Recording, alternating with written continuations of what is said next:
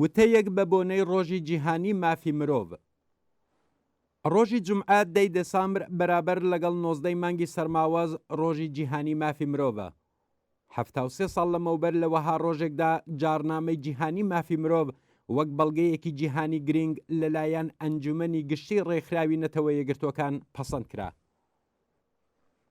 ڕستەی مافی مرۆڤ پێشتریش بۆ خەڵکی جیهان ناسرا بوو، بەڵام بیری ئەوەی کە لە ڕاگەیەندراوێکدا بگونجێندرێ و لەلایەن ناوەندێکی جیهانیەوە پەسەند بکرێت پاشەڕی جیهانی دووهەم هاتە ئاراوە.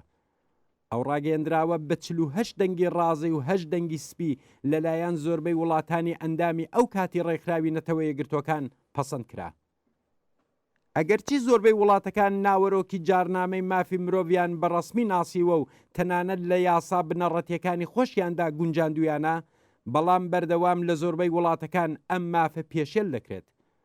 لەم پەیوەندیەدا کۆماری ئیسلامی بۆ پێشێلکردنی مافی مرۆڤ لە ئاستی جیهانیدا ڕێکۆردی لێداوە. بەپێی ئەو بەڵگە و بڕیارنامانەی کە هەموو ساڵێک لە بواری پێشێلکردنی مافی مرۆڤ لەلایەن ڕێکخراوی نەتەوە یەکگرتوەکانەوە بڵاو دەکرێتەوە، کۆماری ئیسلامی یەکێک لە پێشێلکەرانی سیستماتیک و سەرەکی ئەم مافە باژمار دێت.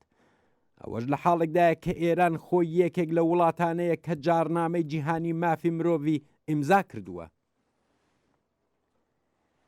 لە ڕاستیدا پانتاو بەرینایی جنایەتێک کە لە ماوەی 14 ڕابردوودا کۆماری ئیسلامی دژ بە خەڵکی ئێران ئەنجامی داوە، زۆر زیاتر لەوەیەکە لە شوڕای مافی مرۆڤی ڕێکخراوی نەتەوە یەکگرتوەکان باسی لێ دەکرێت. لە زیندانەکانی ڕژیمی کۆماری ئیسلامی لە ئێران گەلێک ئینسانی ئازادە و شەریف لەبەر بیر و باوەڕیان لە سیاچاڵەکاندا بند کراون و لە کەمترین مافی ئینسانی بێبەرین و بەردەوام لە ژێر مەترسی و هەڕەشەی مەرگدان. ئەشکەنجە لە ناو زیندانەکان و شەلاق لێدان و ئیعدام لە بەرچاوی خەڵک بۆتە بابەتێکی ئاسایی و ڕۆژانە ئەم ڕژیمە و تەنانەت لە ژێرناوی حەدی شەرعی و تەعزیری بەڕەسمی لە ناو یاسای سزادانی کۆماری ئیسلامیدا گونجندراون. هەر ئێستا ژمارەیەکی زۆر لە هەڵسوڕاوانی کرێکاری، داکۆکی کارانی مافی ژن و چالاکانی ژینگە پارێز لە ناو زیندانەکانی کۆماری ئیسلامیدا بەدیل گیراون و لە ژێر ئەشکەنجەی جەستەیی و دەرونیدا بەسەر دەبن.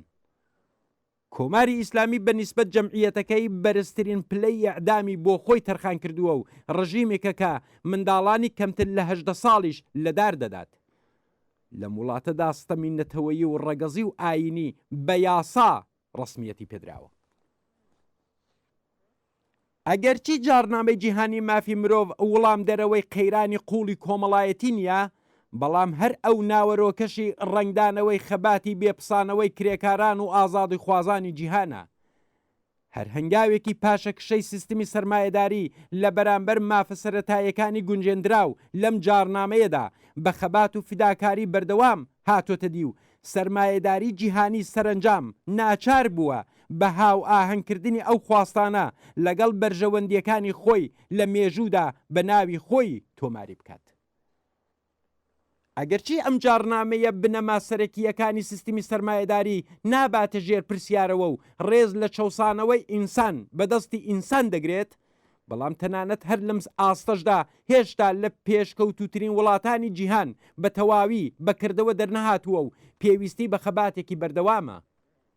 هێشتاش لە زۆربەی وڵاتەکان بە ئاشکرا سەرەتاییترین مافی ئینسانەکان کە مافی ژیانە پێشێل دەکرێت. پێشێلکردنی مافی ئینسانەکان لە چوارچێوەی قەحتی و برسێتی و نەخۆشی پەرستێن و بازرگانی سکس و قاچاغی مادەی هۆشبەر تەنانەت لە جارنامەی جیهانی مافی مرۆڤیشدا ئاماژەیەکی پێنەدراوە.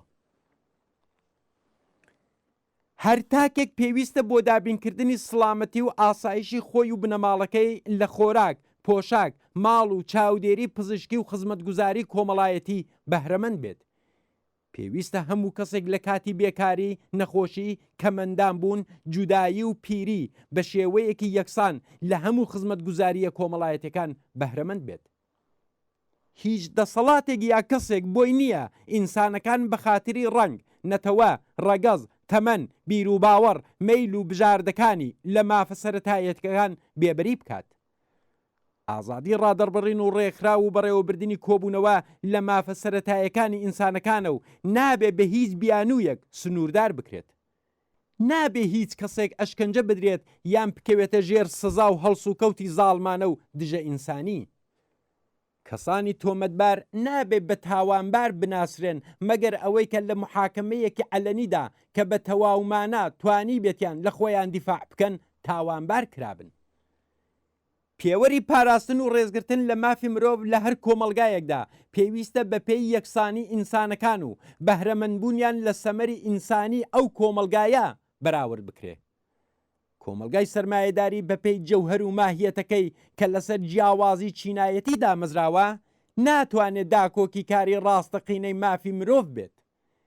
مافی مرۆڤ تەنیا کاتێک بە تەواوی دەستەبەر دەبێت کە جیاوازی چینایەتی لە ناو چوو بێت و ئینسانەکان ئەو ئیمکانەیان بۆ خوڵقا بێت کە لە ئاسایشی تەواودا بە یەکسانی بژین.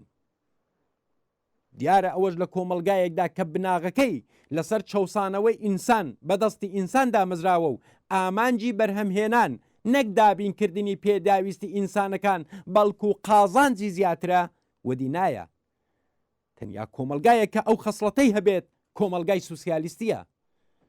بۆ دامەزراندنی وەها کۆمەلگایە کە تێیدا مافی ڕاستەقینەی ئینسانەکان دەستەبەر بێت پێویستە بەردەوام خەبات درێژەی بێت.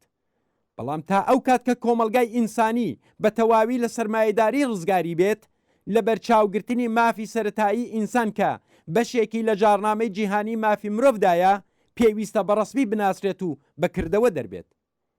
نابێ ڕێگە بدرێت هیچ دەوڵەت و ناوەندێک پێشێلکردنی مافی سەرەتایی و جیهانی ئینسانەکان لە ژێر هیچ ناوێکدا پاساو بکات.